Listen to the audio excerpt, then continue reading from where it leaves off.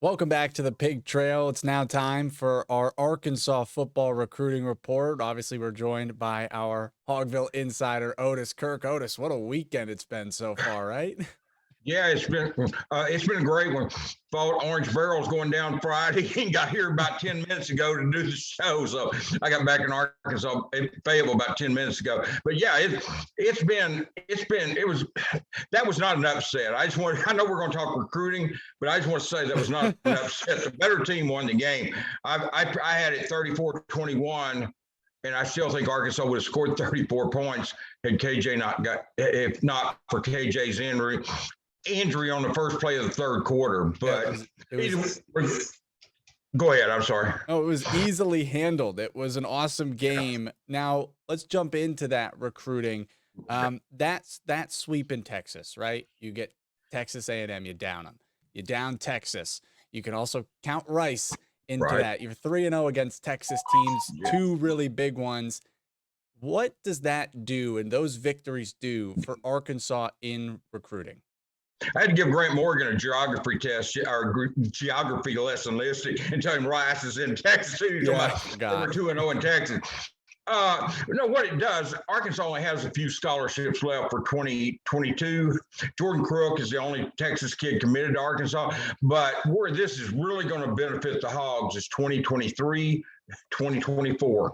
Especially 2023. Arkansas, right now, they have two commitments in 2023. One is from Kansas, one from Arkansas, and both tight ends, both four-stars.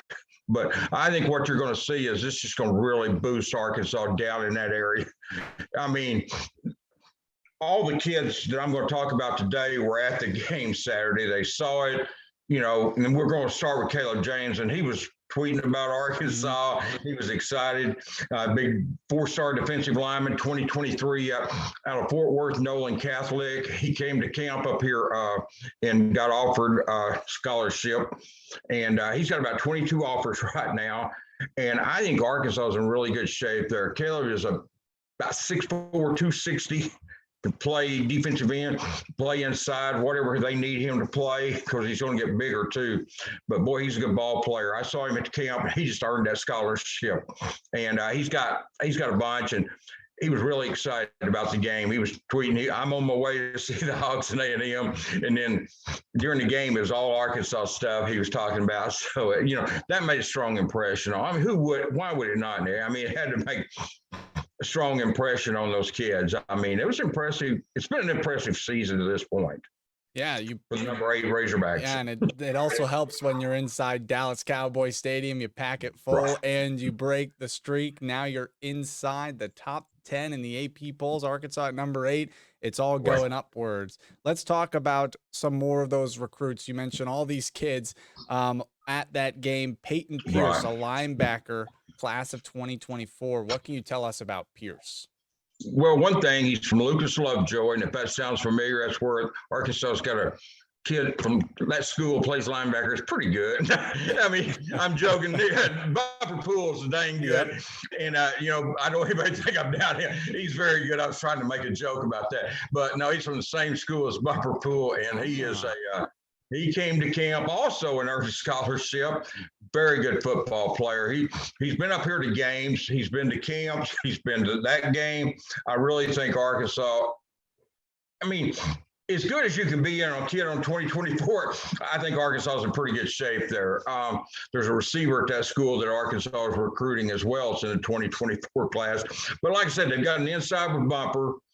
And this kid can really play. He's got some offers. Missouri's offered. Virginia Tech has offered. Tulsa has offered. So he's got some offers. And he's about 6'1", 215 maybe. He's going to do nothing but get more offers and get better, Nick. As I say, he's a sophomore right now. But he plays at a good school, and we're all very familiar with that school. They sent Bumper Pool up here. And I don't think Bumper will be the last player from that school to come to Arkansas. A good shot at the wide receiver and the linebacker Peyton Pierce. If he wins, I wonder if he'll wear 10 and continue on, maybe start a tradition over there in the linebacker room. Yeah, put the number 10 on, keep that Lucas Lovejoy T-shirt underneath the uniform. Keep it going, man. Hey, it's all defense today, you know? It seems like the list is all defense. And let's go now to Denison, class of 2024. We're going for a defensive lineman, Zadavian Sims. What do you know about Sims? Well, saw him at camp. He had actually been offered before he came to camp, I'm pretty sure. But my memories, I've got so many things, right? But I think Sims had an offer and he came up here anyway. And he was at a league camp, I believe, or league camp. And he is about 6'4.5", 250, 260. And man, can he play. And this is a player that's going to continue to get bigger. And he's a 4-star, and he's got a bunch of offers as well. He's probably got 20 offers or so. And I mean, just in the 10th grade, just people all want big linemen who can run, who's got the academics, got the talent, you know, and got the personality, the character is the word I'm looking for. He's got the characters you're looking for. And when you get a kid that young that's got all that, a lot of schools are going to be jumping in the mix for him, Nick. So that's Caleb James, defensive lineman, Peyton Pierce, linebacker, Zadavian Sims, DL, all people Arkansas are targeting. Now, we have spoken to this next guy right on this show before. Yeah. Jordan Crook, he is committed to Arkansas at Duncanville. What's the latest on Crook? Pick 6 Saturday night. I'm right.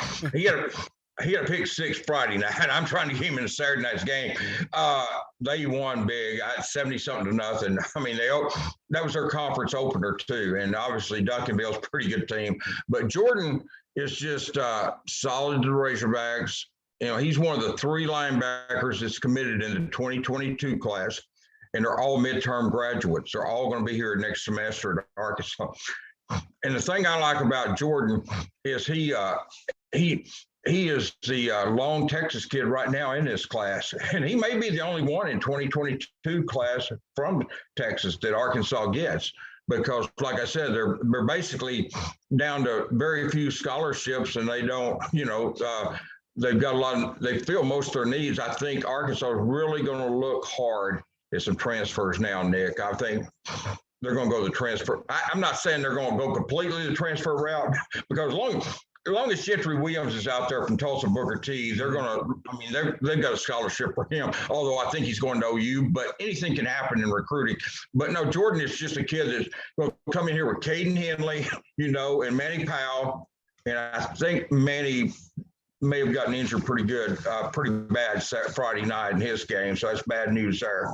But you know, they're good ball players, and they're going to need those linebackers, because we talked about Grant Moore, and I joked about Grant, Hayden Henry, and then they're both the super seniors, so they're not going to be back. Bumper Poole could come back if he wants to. I don't know what he's going to do on that. He'll make that decision later, you know, after the season.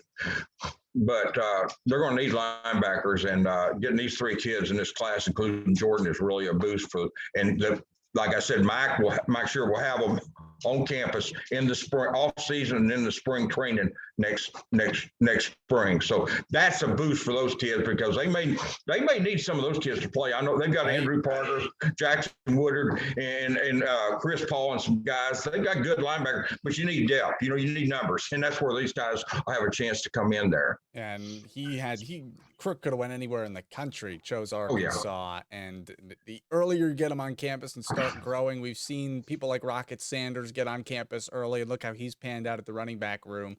So that would be a big help for Arkansas. And it always helps in recruiting, Otis, like when you're winning, right? When you're 4-0 and it feels good on a Sunday. When you know, 3 and 7 made strides. As much as it sounds weird to say that made strides, there was 3 SEC wins. They'd had 1 in 3 years prior to that. But now Sam's got them 4-0, ranked number 8. I'm telling you, I'm watching. I got back to the hotel late last night, and I'm watching Oregon and Arizona, I believe it was. The announcers are just talking during that game, and all of a sudden, they said, this Arkansas team's for real. I mean, you didn't hear that, Nick, in the past, and that was on ESPN.